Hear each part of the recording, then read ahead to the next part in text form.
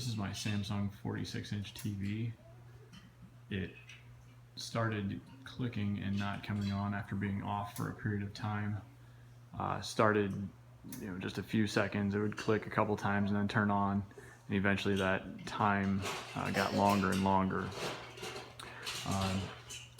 Eventually I figured it was the capacitor issue on the power board.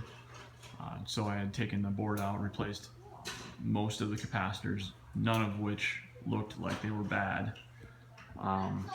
and they put it back and continued to do this. So I replaced the entire power board altogether, put it back together, and it still did this.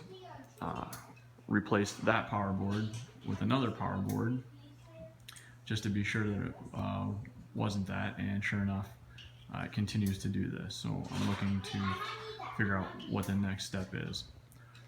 The odd thing is, as it clicks here on and off, you can see the little red light.